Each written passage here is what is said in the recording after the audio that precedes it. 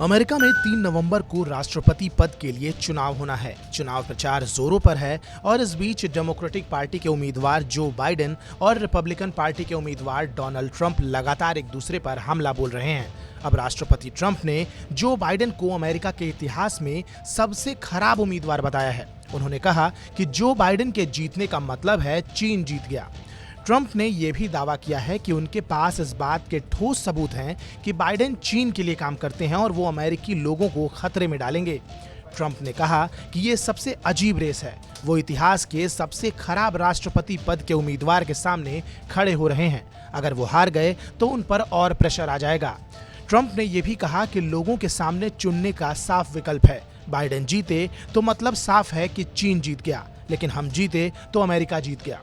Michigan के मस्केन में rally करते हुए ट्रंप ने कहा कि इस बात को कौन नहीं जानता कि चीन कभी WTO का मेंबर नहीं बन सकता, लेकिन ओबामा और बाइडेन के दौर में हमने उसे इस संगठन में आने का मौका दिया और आज वो अमेरिका के लिए कई नई परेशानियां खड़ी कर रहा है।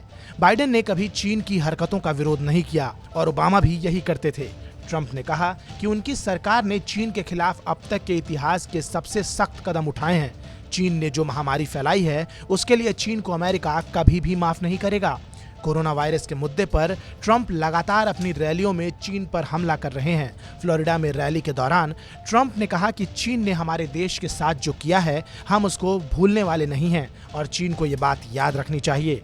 ट्रंप ने कहा कि इस वायरस के जरिए नकली लेकिन भयानक तरह से डर का माहौल बनाया गया है। यूएस प्रेसिडेंशियल इलेक्शन में आप किसको सपोर्ट करते हैं ये हमें कमेंट सेक्शन में जरूर बताइएगा। साथ ही देश और दुनिया की तमाम बड़ी खबरों की अपडेट्स के लिए सब्सक्राइब कीजिए हमारा डिजिटल चैनल TV9 भारतवर्ष। परवाह देश की, सोमवार से शुक्रवार रात 10 बजे TV9 भारतवर्ष पर।